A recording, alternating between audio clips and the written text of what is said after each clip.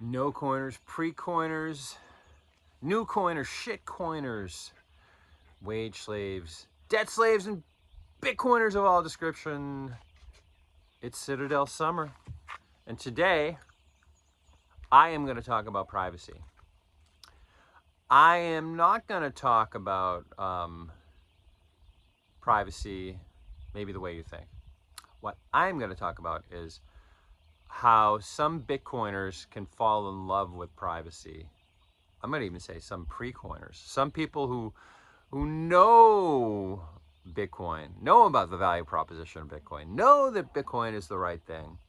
And one of the reasons they remain pre-coiners is because they're so concerned about privacy. I have a good friend who is a Bitcoiner, really is a pre-coiner. I guess he's a Bitcoiner now, who really went down the rabbit hole, led me down the rabbit hole of Bitcoin, right?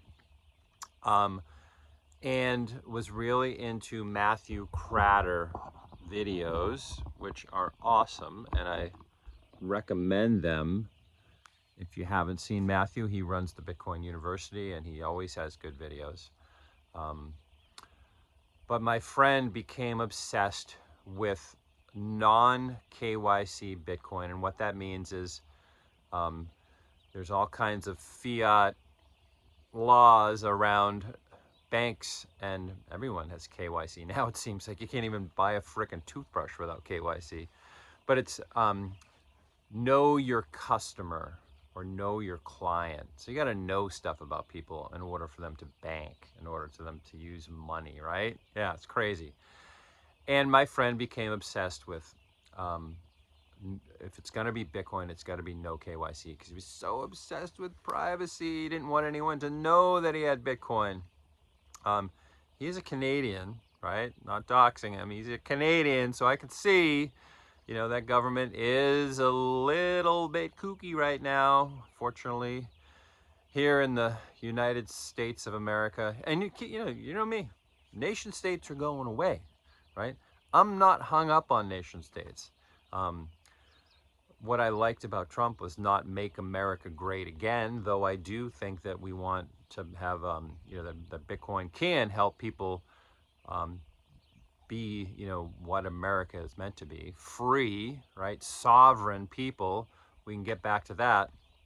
But my thesis is that it was the populist part of Trump, the nationalistic part of Trump and the populist are so wedded together that, I think, he hit this zeitgeist moment where populism is rising, because World War III, remember, it's not nation state versus nation state.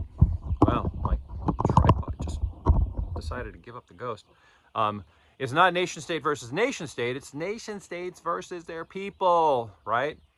So this is the last bloom of nationalism in the United States, and Trump is this figure.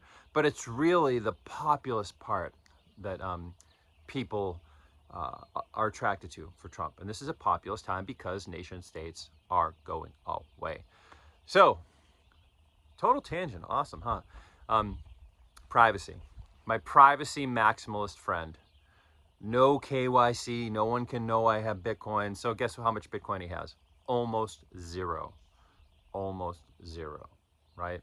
Because it's hard to get into no KYC space in the beginning. It's worth it. It's totally worth it. And I think some of your stack, especially if you're in a country like Canada, should be no KYC Bitcoin. But don't let that stop you from getting some Bitcoin. Don't let it stop you. Bitcoin's not private. It's not. Who knows if it ever will be? There's ways of being more private and more secure with Bitcoin, for sure. But Bitcoin's a transparent legend. I almost started to swear there. This is a kid show, but I almost started to swear because I feel passionately about this. Bitcoin is a transparent ledger. So privacy is hard. It's not quite digital cash, because cash is private, right? It's much easier to be private with cash. I know people can track cash too, and people do, law enforcement does that all the time. But cash is, got that built into it pretty well when you have, actual dollar bills or even coins, right? Bitcoin doesn't have that. So my point here for you pre-coiners and shit coiners, and I feel like everyone is a shitcoiner, and I'm going to talk about that. I'm going to do shitcoin Saturdays. That's what I'm going to do on the Citadel Summer. Shitcoin Saturdays. But who I'm talking to right now is people who are obsessed with privacy, and that's keeping them from getting their hands on the best asset in the world. Pristine collateral, engineered money. You got to get it. Don't let privacy stop you from getting Bitcoin. And go ahead and go down the path of no KYC Bitcoin, because it is worthwhile. You're going to pay a premium for it, probably, at least in the beginning. But maybe I'll do a video on that. I'm not a KYC maximalist, so I'm the wrong dude for that. But I just think don't let perfection be the enemy of good enough. And with Bitcoin, finding a good exchange, a Bitcoin only exchange, and getting your hands on some Bitcoin is the way to go. If you've already got a non-custodial wallet, right, then Bitcoin Well is the way to go in the US and in Canada.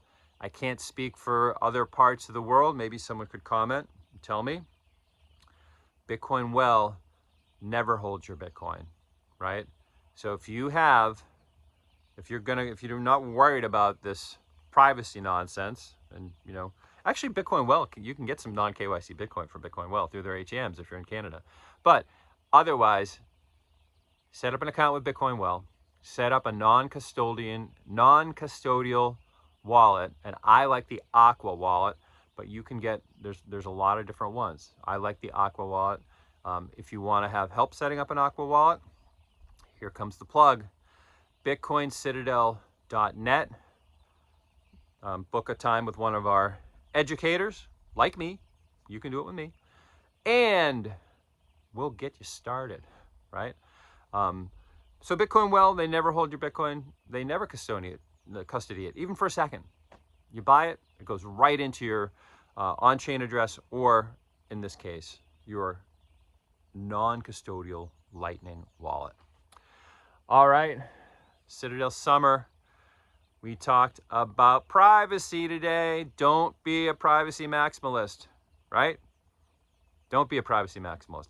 And we can talk more about operational security and information security and the risk of holding Bitcoiners and being known as a Bitcoiner, but not today. Get your hands on some Bitcoin, and I'll talk to you tomorrow.